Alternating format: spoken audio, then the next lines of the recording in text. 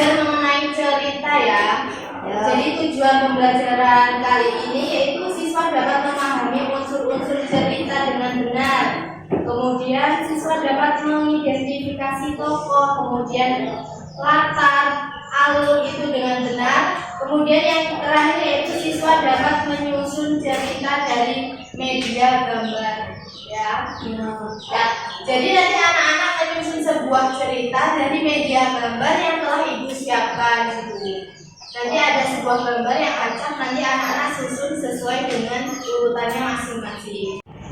Ibu akan menuliskan cara menyusun sebuah cerita yang baik ya.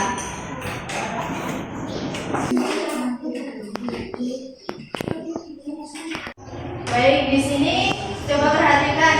Ibu akan mencoba menjelaskan secara sederhana bagaimana sih cara menyusun sebuah cerita yang benar.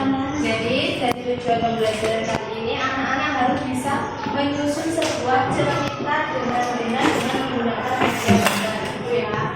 Untuk yang pertama, kita harus menentukan ide pokok atau judul dari sebuah cerita.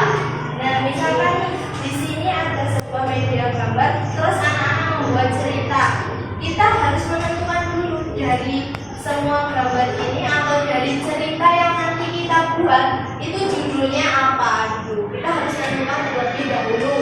Kemudian tokoh, itu yang dinamakan tokoh atau pemeran dari cerita tersebut. Kemudian kita alur ceritanya dan selanjutnya latar. Nah, dalam cerita itu ada, jadi ibu kasih tahu ya, latar itu ada 3. Yang pertama itu ada latar waktu.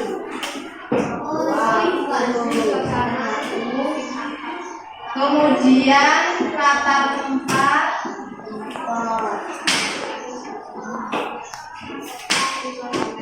Dan suasana. Jadi di dalam cerita itu kita tentukan dulu latar waktu.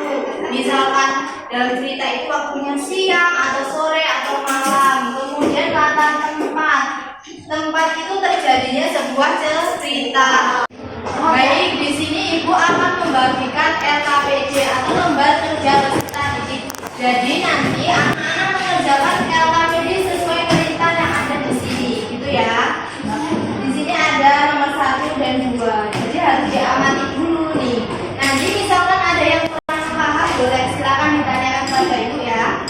Saya bagikan dulu. Dikerjakan masing-masing.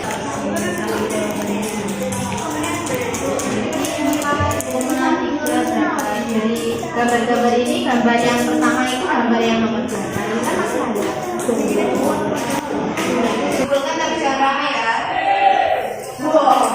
Oke, jadi pada pertemuan hari ini ada yang kurang paham nggak mengenai cara-cara menyusun sebuah cerita ini? Berarti sudah paham semua ya. Harus menentukan apa dulu? Apa sebelum menyusun sebuah cerita?